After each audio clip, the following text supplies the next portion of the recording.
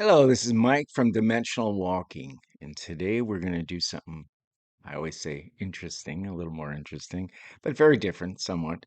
Of course, as you know, as I believe that everything in the universe is connected, so this subject matter connects to all the other stuff I talk about and Rainbow talks about, the you know paranormal stuff and the UFO stuff and Sasquatch stuff, and it goes on, and ghosts, spirits. So, anyways, I just want to first let you know that this episode is going to be drawn from interviews I did with abductees over the many years, my own personal experience, and outside research that I did. So, here we go. So, this title is going to be Could Consciousness Be a Form of Energy that exists independently outside the physical body, and can this energy or consciousness be transferred or manipulated? Okay, kind of a big subject, but uh, maybe we can answer some of the questions. So the question, of course, is whether consciousness is a form of energy, and again, is it independently outside of the physical body? So philosophers and scientists and mystics have pondered this for centuries. Okay. This concept often explored in fields like metaphysical, quantum mechanics, and parapsychology, suggesting that the mind is more than just byproducts of the brain activity. If consciousness is an independent energy field, it could be transferred or manipulated. And that is the question: can it be transferred and can it be manipulated? So we'll delve into the intriguing possibilities. So we got this kind of mind body problem. Okay, the mind body problem is that it's a physical it's physiological, or a what would I say, a psychology question that has puzzled thinkers for a millennium, exploring the relationship between the mind and the consciousness and the physical body. Traditionally, as you may know, there is two main perspectives here. Okay, one is dualism, and dualism basically is the viewpoint that the mind and the body are fundamentally different substances. The mind often described as a non-physical entity interacting with the physical body in mysterious ways. Okay, materialism is the other one. This perspective argues that the mind is a product of the brain and its neutron, or its neuron, I guess, I'm sorry, neuron activity. Consciousness is seen as a complex, emergent property of the physical brain.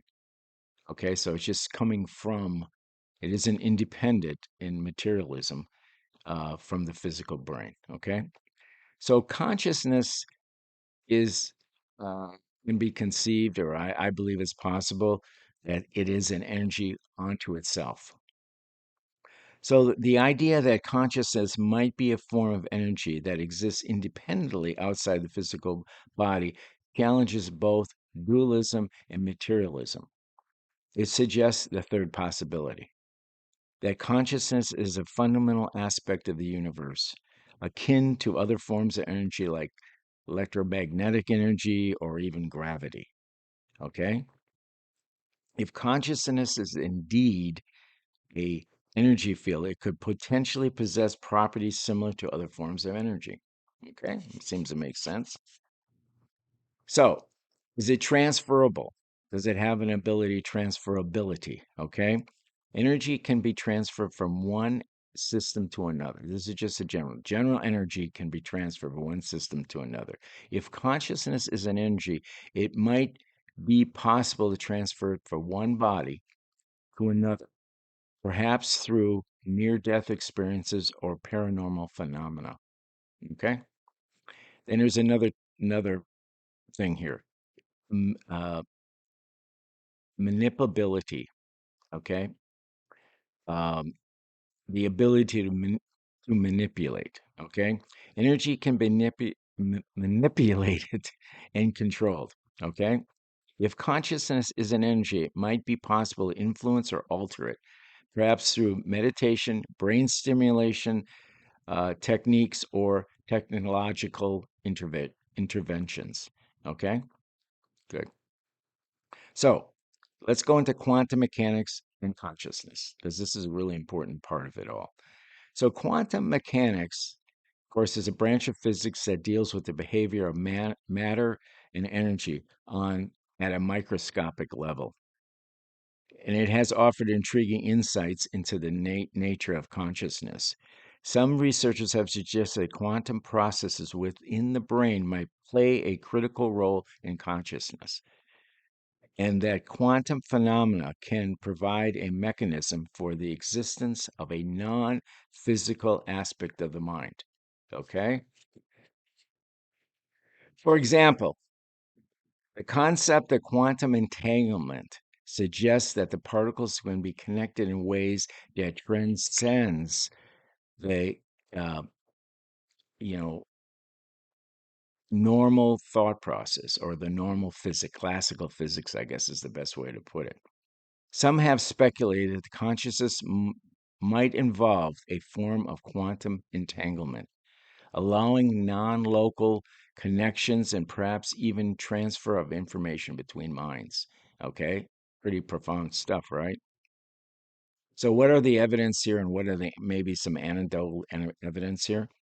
While scientific evidence for the existence of a non-physical energy-based consciousness is limited, there are numerous anecdotes and reports that suggest the possibility could include these things: near-death experiences. Many people have reported near-death experiences, have out-of-body experiences at the same time, perceiving information from a distance, or encountering spiritual beings. These experiments can be interpreted as evidence of non physical consciousness. No doubt about that one. Okay. Remote viewing, one of my favorite subjects. Some individuals claim to be able to perceive information about distant locations or events without using their senses. This ability is known as remote viewing and has been studied, of course, by the government agencies and private researchers. Or I guess some of them could be private investigators. Okay, and then the next thing is mediumship. Okay, mediums have claimed to be able to communicate with spirits of the deceased. Now, while many of these claims, in my mind and in other people's minds, have been dismissed because they're fraudulent or based on cold reading techniques, there are some cases that remain unexplained, very similar to like UFOs. There's a large bunch of them that are eventually explained and just natural events. But there is a substantial amount of them, and I think that could be the case in the mediumship, that are not explainable under normal science, etc., normal physics. Okay, so this is also a case here, I believe. Okay, so let's talk a little bit about the ethical implications here. If consciousness is indeed a form of energy and that can be transferred and manipulated, it raises profound ethical questions. For example, it could possibly create artificial consciousness, the AI stuff, right? Or to transfer human consciousness into machines, okay? Which again would be the AI. What would be the implications of this for our identity and personal will? That's a question. Okay, I don't really have the answer to that, but I think it's a profound question. And of course, everything with the AI world there's plenty of profound questions how it affects humans, and I think we have to be a completely different subject, but I think we really got to watch this carefully and try to keep it in control, rails on it, I guess we'll call it. So, in conclusion, the question of whether consciousness is a form of energy that exists independently of the physical body remains a fascinating, controversial topic. While there is no definitive evidence, scientific proof to support this idea, the intriguing possibility raises continue to inspire research and speculation. As our understanding of the mind and the universe deepens, we may one day uncover the true natures of consciousness and place it in a grand scheme of things. Okay? Now, I think it's really important to keep our toe in the water on this whole subject matter because I think it's really important that we evolve and grow in the universe. We need to understand. We need to understand more and more and more about consciousness. And that's it. uh, Thanks. And if there's any questions, you can put a comment here, or you can send me an email. Um, Anyways, that's it. So we'll see you. See you next time. See what else we have coming up. Bye bye.